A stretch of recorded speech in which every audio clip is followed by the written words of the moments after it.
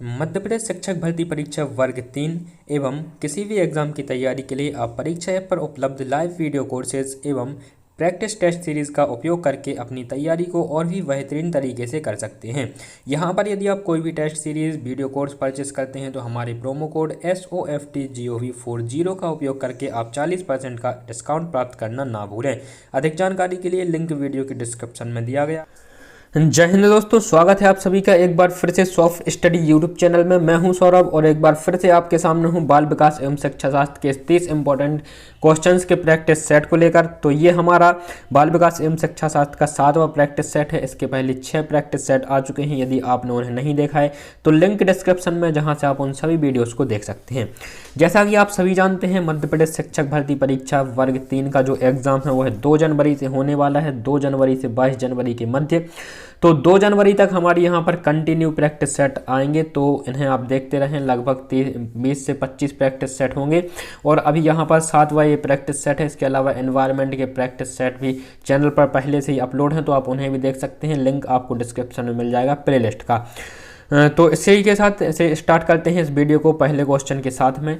पहला क्वेश्चन आपकी स्क्रीन पर है। वीडियो पसंद आए तो इसे ज़्यादा से ज़्यादा लाइक करें, शेयर करें अपने दोस्तों तक। चैनल पर यदि आप नए हैं तो चैनल को सब्सक्राइब करें और ऑल वेल नोटिफिकेशन को सिलेक्ट करें, ताकि नेक्स्ट वीडियो अपलोड होते ही आपको इसकी नोटिफिकेशन सबसे पहले मिल जाए। तो पहला क्वेश्चन आपकी स्क्रीन पर लिखा हुआ है, मनोविज्ञान शिक्षा का आधारभूत विज्ञान है। मनोविज्ञान शिक्षा का आधारभूत विज्ञान है, यह कथन किसका है? 4 ऑप्शन आपके सामने हैं, VN झा का, स्किनर का, डेविस का या फिर वुडवर्थ का। तो मनोविज्ञान शिक्षा का आधारभूत विज्ञान है, यह कथन है स्किनर का। ऑप्शन बी इसका सही हो जाएगा। ठीक है, नेक्स्ट क्वेश्चन की तरफ चलते हैं। क्वेश्चन 2, आधुनिक मनोविज्ञान का अर्थ है। आधुनिक मनोविज्ञान का अर्थ क्या है? मन का अध्ययन, आत्मा का अध्ययन, शरीर का अध्ययन या फिर व्यवहार का अध्ययन।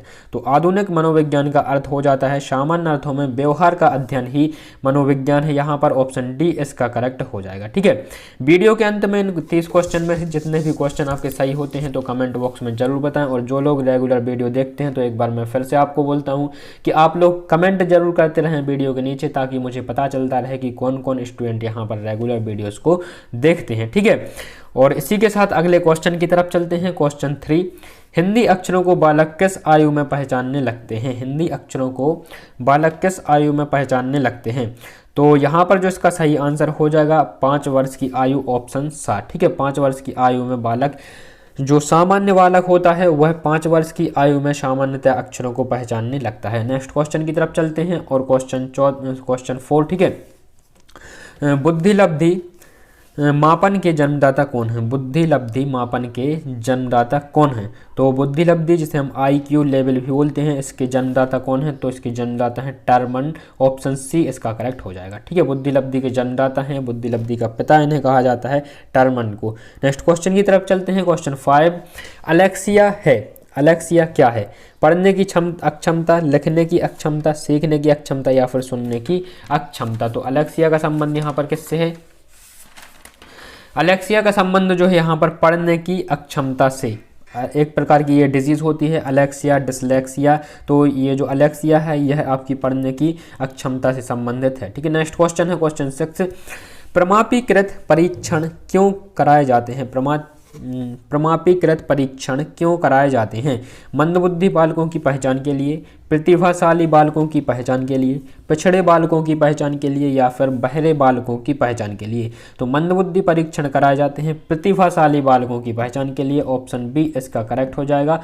प्रतिभाशाली कक्षा में जितने ही बालक होते हैं उनमें से कौन सबसे ज़्यादा प्रतिभाशाली है और कौन कम प्रतिभाशाली है, ये जानने के लिए, ये पहचान के लिए, प्रतिभाशाली बालकों की पहचान के लिए प्रमापीकृत परीक्षण कराए जाते हैं। चलते हैं अगले क्वेश्चन की तरफ और क्वेश्चन 7, शिक्षा मनोविज्ञान की उत्पत्ति का वर्ष कौन सा माना जाता है? शिक्षा मनोविज्ञान की उत्पत्ति का वर्ष कौन सा माना जाता है? 1947, 1920, 1940 या फिर 1900। तो शिक्षा मनोविज्ञान की उत्पत्ति का जो वर्ष है माना जाता है यहाँ पर 1900, ठीक है, ऑप्शन डी इसका करेक्ट हो जाएगा। 1900 इस वर्ष को शिक्षा मनोविज्ञान की उत्पत्ति का वर्ष माना जाता है। नेक्स्ट है, पियाजे की औपचारिक संक्रियात्मक अवस्था बालक की किस आयु अवधि तक मानी जाती है? दोस्तों, जीन पियाजे जो कि स्विट्जरलैंड के मनोवैज्ञानिक हैं, इन्होंने संज्ञानात्मक विकास की 4 अवस्थाएं बताई हैं, जिनमें से पहली अवस्था होती है संवेदी प्रेरक अवस्था। और संज्ञानात्मक विकास के संबंध में एक पूरी वीडियो आपको पर्टिकुलर वीडियो आई बटन पर मिल जाएगी, तो आई बटन पर क्लिक करके आप उसे देख सकते हैं और डिस्क्रिप्शन में भी लिंक दिया गया है। तो जीन पियाजे की औपचारिक संक्रियात्मक अवस्था बालक की किस आयु अवधि को माना जाता है? तो इसका जो करेक्ट आंसर हो जाएगा आपका ऑप्शन, ठीक है, ऑप्शन डी, ठीक है। कितनी? 11 से 15 वर्ष की आयु होती है। इसे औपचारिक संज्ञात्मक अवस्था या फिर किशोर अवस्था को मुख्यतः इस अवस्था में रखा जाता है, और 12 से 18 वर्ष भी आपको कहीं कहीं लिखा हुआ मिल जाएगा, ठीक है। नेक्स्ट क्वेश्चन की तरफ चलते हैं। क्वेश्चन 19 लिखा हुआ है, जड़ बुद्धि वाले बालक या फिर मंद बुद्धि वाले बालक की IQ कितनी होती है? ठीक है, इनका IQ लेवल कितना होता है? तो IQ होता है इनका, ऑप्शन डी इसका करेक्ट हो जाएगा, 71 से कम, ठीक है। जड़ बुद्धि वाले बालक का IQ होता है 71 से कम। नेक्स्ट क्वेश्चन की तरफ चलते हैं। क्वेश्चन 10, गर्भ में बालक को विकसित होने में कितने दिन लगते हैं? गर्भ में बालक को विकसित होने में कितने दिन लगते हैं? तो यहाँ पर टोटल 9 महीने का समय लगता है, ये तो हम सभी जानते हैं, ठीक है। यदि हम 9 को जो है से गुणा कर देंगे 30 से, तो 9 या 27 लगभग कितने हो जाएंगे? 270 दिन। तो इसका जो करेक्ट आंसर हो जाएगा 280 दिन, ठीक है। गर्भ में बालक को विकसित होने में कितने दिन लगते हैं? तो 280 दिन, ऑप्शन बा इसका करेक्ट हो जाएगा, ठीक है। चलते हैं अगले क्वेश्चन की तरफ। और क्वेश्चन 11, नवजात शिशु का भार कितना होता है? नवजात शिशु का भार कितना होता है? तो नवजात शिशु का जो भार होता है यहाँ पर पाउंड में दिया गया है, तो नवजात शिशु का भार होता है 7 पाउंड, लगभग 7 पाउंड, ठीक है। 1 पाउंड कितने का होता है? तो 1 पाउंड 450 ग्राम का लगभग होता है। इस प्रकार से जो शिशु का वजन होता है वह 3.25 किलो, एक सामान्य शिशु का जो वजन है वह 3.25 किलो हो सकता है, केजी 3.25 केजी हो सकता है, ठीक है। नेक्स्ट क्वेश्चन की तरफ चलते हैं। क्वेश्चन है आपका 12वां, बुद्धि के बहुकारक सिद्धांत के प्रतिपादक कौन है? बुद्धि के बहुकारक सिद्धांत के प्रतिपादक कौन है? तो बुद्धि के बहुकारक सिद्धांत के प्रतिपादक हैं थॉर्नडाइक, ऑप्शन सी, ठीक है। बुद्धि के बहुकारक सिद्धांत किसने दिया है? तो यह थॉर्नडाइक ने दिया है।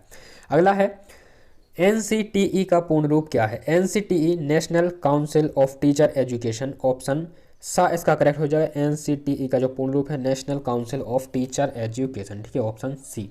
अगला है, भारतीय संविधान के अनुच्छेद 41 व 46 किसके कल्याण से संबंधित है? भारतीय संविधान के अनुच्छेद 41 व 46 किससे संबंधित है? तो यह संबंधित है आर्थिक रूप से पिछड़े व्यक्तियों से, ऑप्शन ए इसका करेक्ट हो जाएगा। 41 और 46 में जो प्रावधान किए गए हैं आर्थिक रूप से पिछड़े जो व्यक्ति हैं उनके लिए यहाँ पर प्रमुख प्रावधान देखने को मिलते हैं। और भारतीय संविधान से संबंधित जितने भी इंपॉर्टेंट क्वेश्चन एग्जाम में पूछे जाते हैं, खासकर TT एग्जाम में, तो उसके ऊपर एक वीडियो अलग से बनाई जा चुकी है, उसका लिंक भी आपको डिस्क्रिप्शन में मिल जाएगा, तो आप उसे भी देख सकते हैं। अगला क्वेश्चन है दोस्तों, क्वेश्चन 15 लिखा हुआ है, उपनयन संस्कार किस शिक्षा काल में किया जाता था? उपनयन संस्कार किस शिक्षा काल में किया जाता था? तो ये वैदिक काल में, बौद्ध काल में, मुस्लिम काल में, या फिर इनमें से कोई नहीं। तो उपनयन संस्कार किया जाता था वैदिक काल में, ऑप्शन ए इसका करेक्ट हो जाएगा। तो संस्कार क्या हैं? तो यहाँ पर उपनयन संस्कार की बात हो रही है। हिंदू धर्म में, सनातन धर्म में मुख्यतः 16 संस्कार होते हैं, जिसमें से पहला होता है गर्भधारण संस्कार। इसके बाद में जो संस्कार होते हैं उसमें आपका उपनयन संस्कार आता है, मुंडन संस्कार आता है, ठीक है, कर्णछेदन संस्कार होता है, विवाह संस्कार होता है, और अंत में होता है मृत्यु के बाद में अंतिम संस्कार। तो इस प्रकार से 16 संस्कार होते हैं। आप लोग इसे सर्च कर सकते हैं गूगल पर, सनातन धर्म में 16 संस्कार कौन कौन से होते हैं।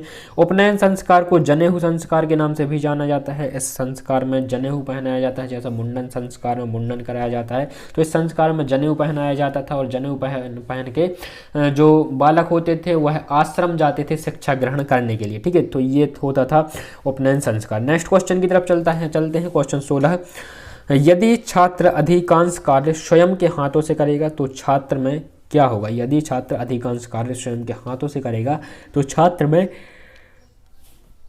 शारीरिक शक्ति बढ़ेगी, मानसिक शक्ति बढ़ेगी, परिश्रम करने की भावना जागृत होगी, या फिर आत्मनिर्भरता पैदा होगी। तो यदि छात्र अधिकांश कार्य अपने हाथों से करता है तो आत्मनिर्भरता पैदा होती है, ऑप्शन डी इसका करेक्ट हो जाएगा।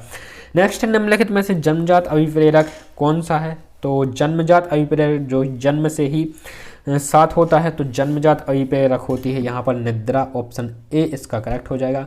खेलना यह अर्जित अभिप्रेरक है, प्रशंसा अर्जित अभिप्रेरक है और क्रोध यह जन्म के बाद अर्जित किए जाने वाले अभिप्रेरक हैं। तो ये आपको याद रखना है, जो जन्म से ही साथ होते हैं वो जन्मजात अभिप्रेरक होते हैं, जो अर्जित किए जाते हैं जन्म के बाद में सीखते हैं वो होते हैं आपके अर्जित अभिप्रेरक। नेक्स्ट क्वेश्चन की ओर चलते हैं। क्वेश्चन 18, शिक्षण अधिगम प्रक्रिया को प्रारंभ करने से पहले एक कुशल अध्यापक को क्या करना चाहिए?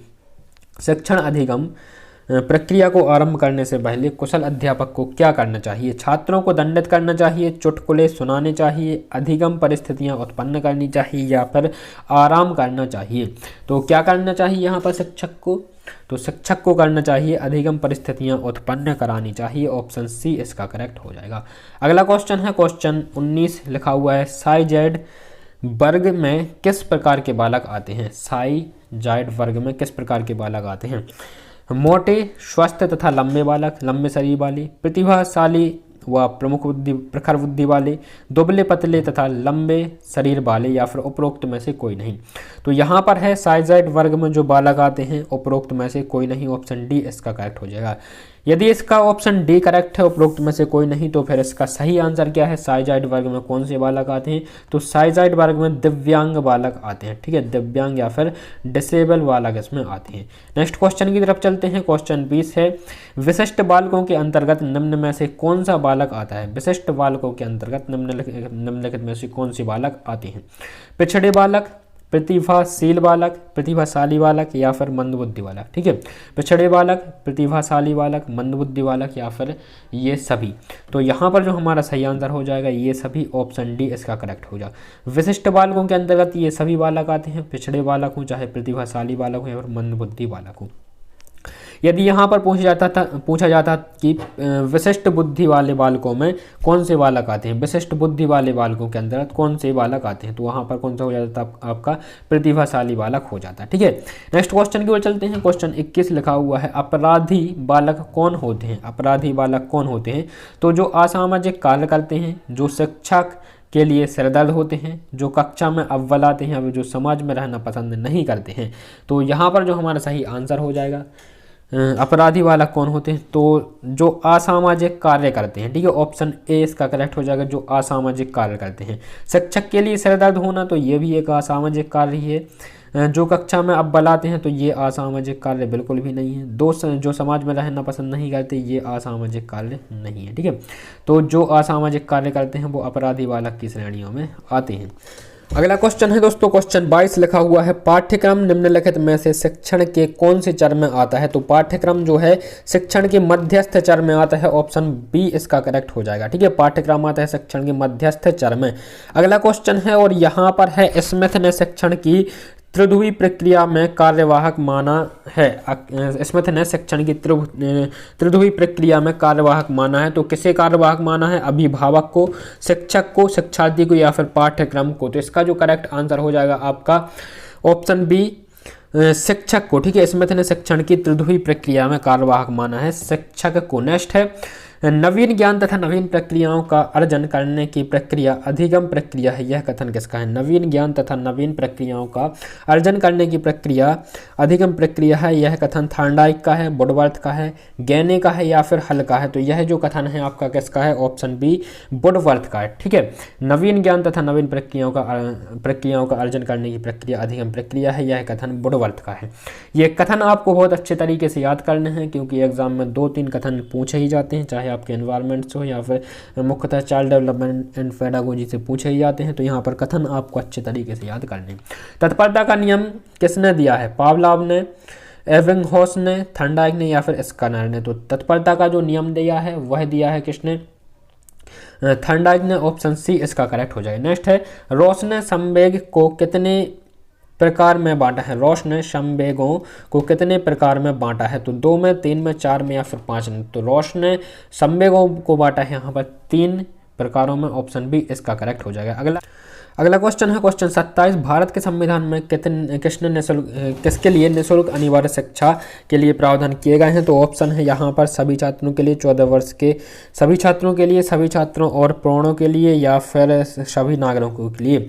तो संविधान में जो प्रावधान किया गया है 14 वर्ष तक के सभी बालकों के लिए निःशुल्क शिक्षा प्रदान की जाए। ठीक है, तो संविधान से बनने वाले सभी इंपॉर्टेंट क्वेश्चंस को डिस्कस किया था एक वीडियो में, लिंक आपको डिस्क्रिप्शन में मिल जाएगा जहां से आप उसे देख सकते हैं। नेक्स्ट है, अभिप्रेरणा की व्याख्या जन्मजात मूल प्रवृत्तियों के आधार पर की जा सकती है, किसने कहा है? मैकडूगल ने, कार्टर लेविन ने, फ्रॉड ने, या फिर स्किनर ने? तो इसका जो करेक्ट आंसर हो जाएगा ऑप्शन ए, मैकडूगल। ठीक है, मैकडूगल का यह कथन है।